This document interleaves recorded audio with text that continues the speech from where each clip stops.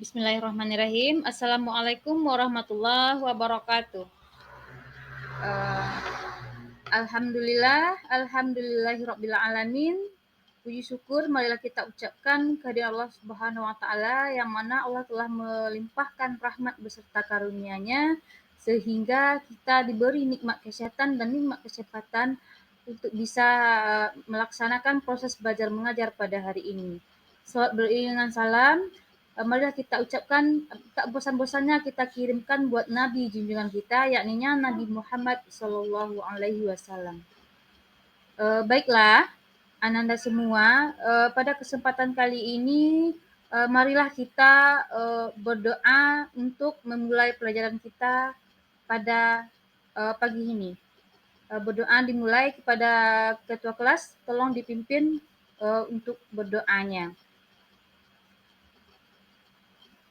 Berdoa selesai, mudah-mudahan dengan diawali doa tadi kita belajar bisa dengan tenang dan bisa sukses sampai selesai belajarnya. Baiklah Nanda semua, pada hari ini Ibu akan menjelaskan materi tentang larangan pergaulan bebas. Adapun tujuan pembelajaran pada hari ini tentang surat Al-Isra ayat 32, yang pertama peserta didik diharapkan mendapat membaca ayat Al-Quran Al-Isra ayat 32 dengan takdil dan hadis tentang larangan pergaulan bebas. Yang kedua, peserta didik mampu menghafal dan memfasih dalam bacaan Al-Quran Al-Isra ayat 32 dan hadis tentang larangan pergaulan bebas. Yang ketiga, peserta didik mampu menyebutkan pengertian asbabul nuzul dan asbabul nuzul surat Al-Isra ayat 32. Yang seterusnya, peserta didik dapat menentukan hukum bacaan hukum tajwid yang terdapat dalam surat Al-Isra ayat 32. Dan selanjutnya, peserta didik dapat menjelaskan isi kandungan ayat Al-Quran surat Al-Isra ayat 32 dan hadis tentang larangan pergaulan bebas. Adapun dalil tentang larangan pergaulan bebas dari surat Al-Isra ayat 32 yang berbunyi A'udzubillahi minasyaitonirrajim. Bismillahirrahmanirrahim. Wala taqrabu zina innahu kana fahisyah wasa'a syabila, yang artinya, dan janganlah kamu mendekatkan perbuatan zina, sesungguhnya suatu perbuatan zina adalah perbuatan yang keji dan suatu jalan yang buruk. Adapun ada hadis dari Ibnu Abbas radhiyallahu anhu mengatakan bahwasanya ada suatu pendosa yang ingin berzina seorang hamba yang berzina ketika itu ia berzina dalam keadaan beriman dan tidak akan mencuri ketika ia mencuri dalam keadaan beriman, dan tidaklah ia minum khamar ketika dia minum dalam keadaan beriman, dan tidaklah dia membunuh sedangkan dia dalam keadaan beriman. Hadis riwayat Bukhari.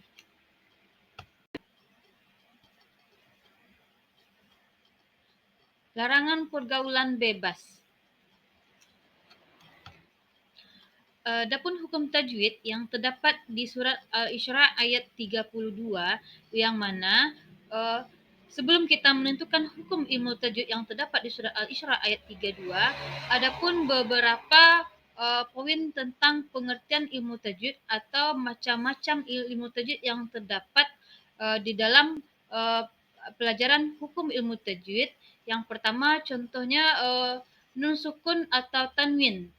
Di sini ada beberapa hukum ilmu tajwid. Yang pertama, ikfa, izhar, idgham bigunah, idgham bilagunah, dan iklab. Contohnya ikfa. Ikfa terdapat dari 15 huruf yang ada di ikfa. Contohnya ta, sa, ja, da, za, za, sa, sha, so, do, to, za, fa, kho, dan ka. Nah, huruf ikhfa ini dibaca dengung dan meleburkan suara ikhfa. Apabila nun mati atau tanwin bertemu dengan salah satu huruf yang 15 ini, maka dibaca dengung. Hukumnya ikhfa. Yang kedua, izhar. Izhar itu terdapat 6 macam huruf izhar. Yang pertama, a, ha, kho, a, gho, dan ha. Yang mana apabila bertemu nun sukun atau tanwin bertemu dengan salah satu huruf yang 6 ini, maka dibaca jelas. Contohnya, anha. Contohnya seperti itu. Berarti dibaca jelas. Seperti ikhfa tadi. In kuntum. Contohnya seperti itu. Jadi dibaca agak dengung. Jadi, apabila bertemu huruf yang dua tadi, contohnya ikfa, bertemu dengan huruf yang 15 tadi, maka dibaca dengung. Dan izhar gitu pula. Apabila bertemu dengan huruf yang 6 ini, maka dibaca jelas. Berikutnya, idgham bi gunnah. Yang mana huruf idgham bi gunnah itu ma, na, wa, dan ya.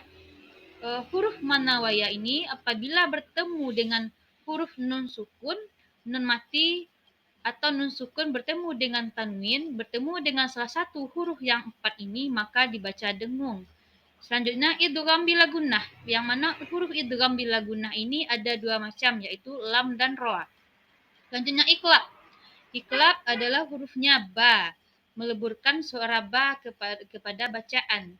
Selanjutnya mim sukun. Mim sukun adalah yaitu safawi, contohnya izhar safawi. Huruf izhar safawi itu huruf selain dari huruf mim dan ba. Dan idgham mimi atau idgham mutamasilain yang ada hurufnya itu huruf mim. Idgham mimi memasukkan huruf mim. Mati bertemu dengan huruf mim. Itu disebut dengan idgham mimi. Dan selanjutnya ada juga hukum tajwid yang namanya gunnah atau dengung. Mim yang bertasdid atau nun yang bertasdid. Jadi ada juga huruf tajwid, hukum tajwid itu bacaannya yang hukumnya qalqalah, yang mana qalqalah itu dibagi menjadi dua. Contohnya qalqalah sugra dan qalqalah kubra. Sedangkan qalqalah kubra itu berada di akhir kalimat dan qalqalah sugra itu berada di tengah-tengah kalimat.